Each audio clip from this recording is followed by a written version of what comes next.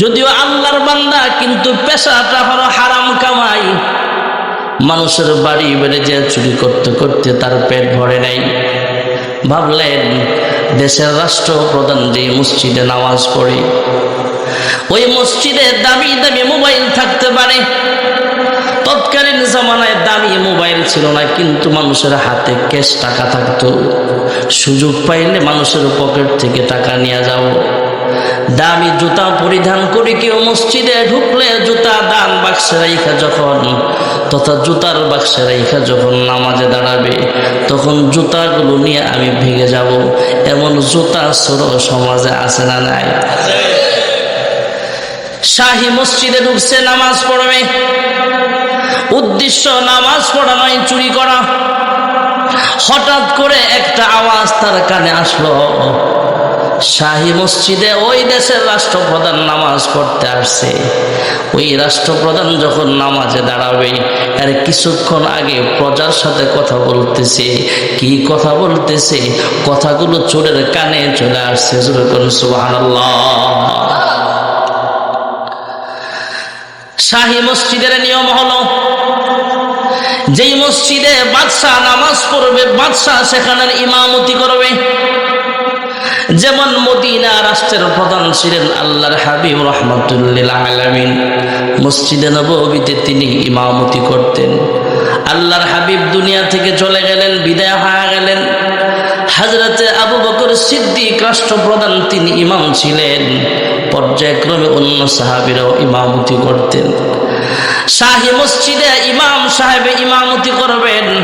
এদিক দিয়ে বাদশাহ তার একজন উজিরের সাথে কথা বলে, কয় আমি বাবা হিসাবে আমি একটা দায়িত্বশীল বাবা, আমি একটা রাষ্ট্রের বাদশাহ, আমার মেয়েটা বিবাহের উপযুক্ত হয়ে গেছে। ভালো একটা পাত্র যদি পাইতাম তাহলে তাকে বিবাহ দিতাম। সুবহানাল্লাহ। আমাদের যাদের সন্তান ছেলে হোক বা মেয়ে হোক বিবাহের উপযুক্ত হয়, বিবাহ করানো বা বিবাহ দেওয়ার একটা পেরেশানি বাবা আমার মাথায় আসে না নাই? রাষ্ট্রপ্রধান উজিরকে বলে, হ্যাঁ উজির, ভালো একজন পাত্র পাবো কোথায়?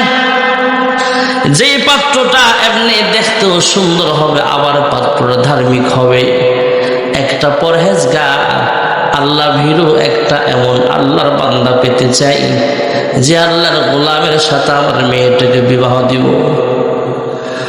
বাদশাহ এই কথা বলার পরে উজির বলতেছে, হ্যাঁ বাদশাহ মহোদয়, আপনার মেয়ে বিবাহ দিবেন, আপনাকে আল্লাহ অনেক পয়সা দান করেছেন, এবার ধার্মিক একটা ছেলে দেখে আপনার মেয়েটাকে বিবাহ দিলে আপনার জীবনটা সার্থক হবে। বাদশাহ পরামর্শ গ্রহণ করে উজিরকে হুকুম দিয়া দিলেন, যাও, আমি কোথায় পরহেজগার বান্দা পাবো তুমি তালাশ করো। উজির ডাক দেয়া বলে, হ্যাঁ বাদশাহ, আপনি যদি পরহেজগার ছেলে পেতে চান তাহলে দেখতে হবে পরহেজগার একটা সন্তান এই মসজিদে পাওয়া যায় কিনা।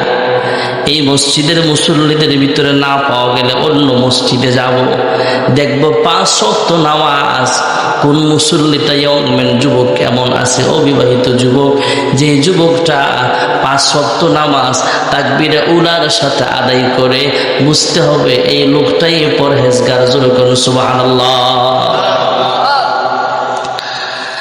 ভাইয়েরা আমার, বন্ধুরা আমার, চোর চুরি করার জন্য মসজিদে ঢুকছে।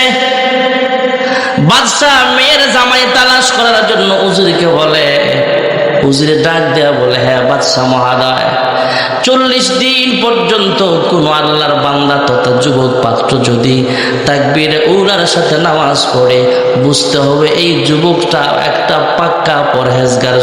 সুবহানাল্লাহ। শুনতেছে কে? জোরে বলেন। চুরি করার উদ্দেশ্যে মসজিদে ঢুকছে। বাদশাহ উজিরের সাথে বলতেছে, উজিরও পরামর্শ দিলেন, পরহেজগার যদি পেতে চান তাহলে মসজিদে আসতে হবে। এই মসজিদে যারা 5 ওয়াক্ত নামাজ পড়বে, এর ভিতরে যুবক বয়সের ইয়ংম্যান যুবক, বিবাহের উপযুক্ত, এমন যে যুবকটা 40 দিন পর্যন্ত তাকবীরে উলার সাথে নামাজ পড়বে, বুঝতে হবে এই বান্দাটা পরহেজগার। এই পরহেজগার বান্দার সাথে আপনার মেয়েটাকে বিবাহ দিয়ে দিবেন। জোরে করে সুবহানাল্লাহ। চোর শুনতেছে, শুই না বলতেছে চুরিদারি আমি বাদ দিলাম, চুরি কইরা আর কয় টাকা কামাই করো। 40 দিন যদি আল্লাহওয়ালা হয়ে থাকতে পারে, অভিনয় করলে কি হবে? 40 দিন পার হওয়ার পরে উজির যদি বুঝতে পারে আমি একজন পরহেজগার, তাহলে বাদশার মেয়েটাকে যদি পেয়ে যায়, রাজরানীও পাইলাম, রাজত্ব পাইলাম। যখন ঠিক না বেঠি?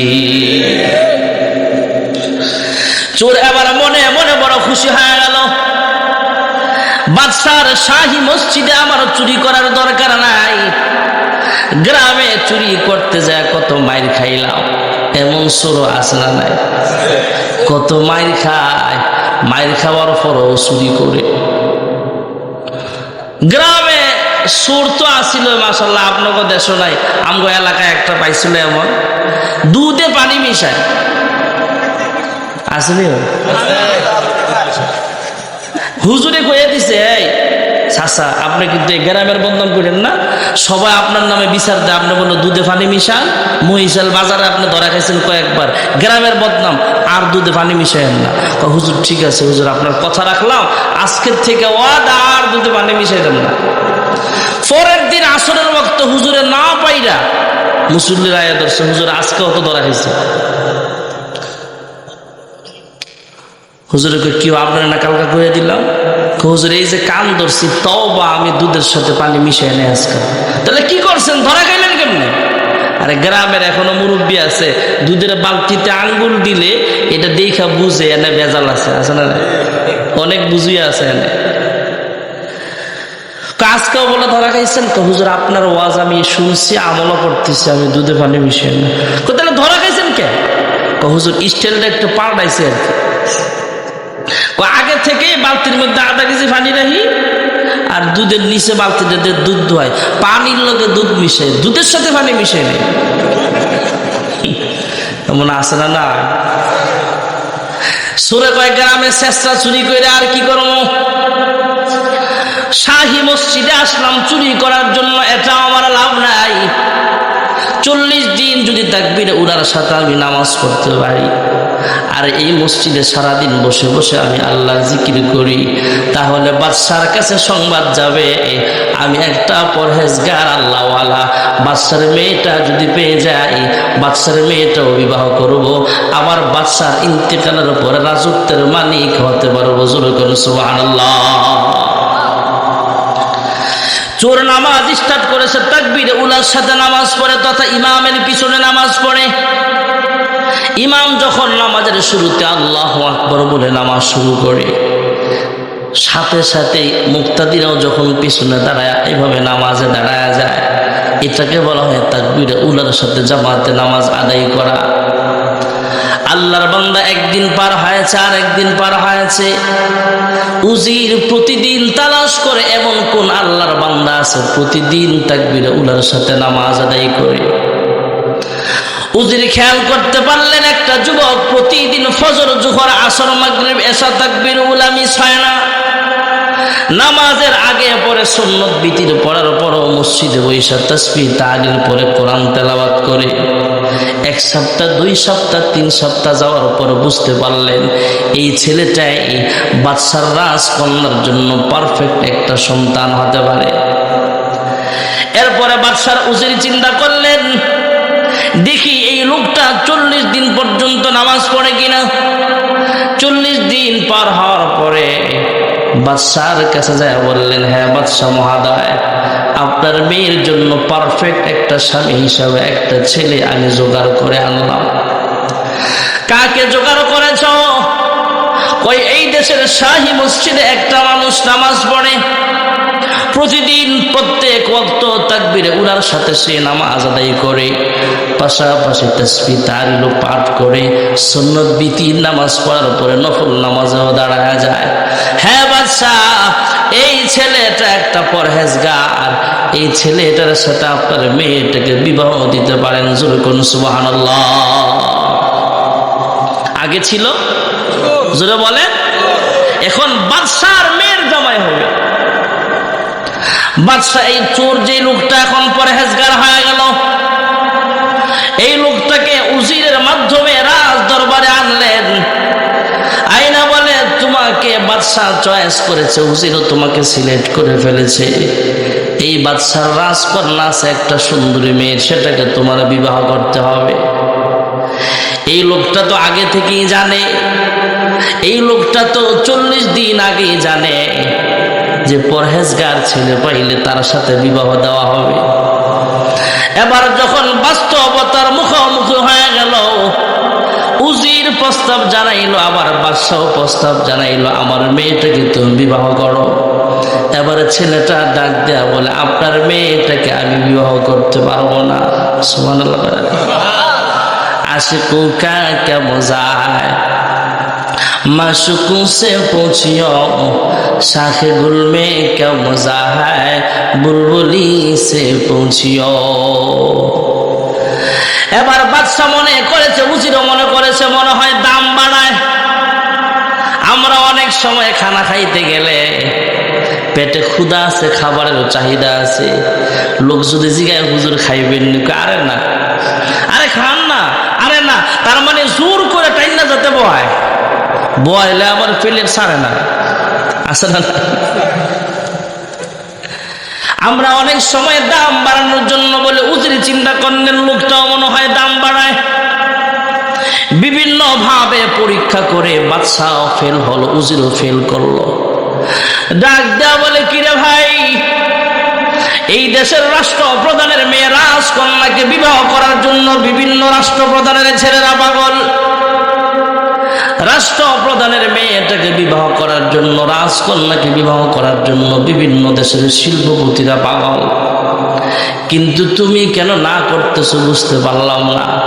তুমি কি একবারও ভেবে দেখো নাই, রাজকন্যা যেমন পাইবা আবার রাজত্বের মালিকও কিন্তু তুমি হয়ে যাইবা। এই দিক যে ব্যক্তি এতদিন চুরি করতো, এই লোকটা ডাক দেওয়া বলে, হ্যাঁ বাদশা, আমি ভালো করে বুঝি বলতেছি, আপনার রাজকন্যা বিবাহ করলে আমি রাজত্বের মালিকটাও হতে পারবো, আমি জানি। কিন্তু এই কথাটা শুধু আজকেই জানি এমন নয়। আজ থেকে 40 দিন পূর্বে আমি মসজিদে ঢুকেছিলাম, শাহী মসজিদে, যে মসজিদে রাজ দরবারের বড় বড় নেতৃস্থানীয় লোকেরা নামাজ আদায় করতে যায়। আমিও ঢুকেছিলাম, আমি ঢুকিয়েছিলাম নামাজ আদায়ের জন্য নয়, চুরি করার জন্য। আর আপনি আপনার উজিরের সাথে বলতেছিলেন একটা পরহেজগার ছেলে পাইলে তার সাথে আপনার মেয়েটাকে বিবাহ দিবেন। আমি আপনার মেয়েকে বিবাহ করার জন্য চুরি বাদ দিলাম, চুরিটাও ছাড়লাম। প্রতিদিন 5 ওয়াক্ত নামাজ তাকবীরে উলার সাথে আদায় করতে আরম্ভ করে দিলাম। 40 দিন পর্যন্ত এইভাবে নামাজ পড়ার পরে আমি আবার টের পাইলাম 40 দিন তাকবীরে উলার সাথে নামাজ পড়লাম, 40 দিন পর্যন্ত কোরআন তেলাওয়াত করলাম, তাসবিহ তাহলিল পাঠ করার জন্য করার কারণে যদি আমার কাছে প্রস্তাব দেওয়া হয় রাজকন্যাকে বিবাহ দেওয়ার, আর আমি যদি আমার সারা জীবনটা এইভাবে তাকবীরে উলার সাথে আমি আল্লাহর ইবাদত করতে পারি, নামাজ পড়তে পারি, আর এইভাবে যদি আল্লাহর পরহেজগার হয়ে যেতে পারি, আল্লাহ তাআলা জান্নাতে আমার এর চাইতে বেশি পুরস্কার রেখে দিয়েছে। সুবহানাল্লাহ।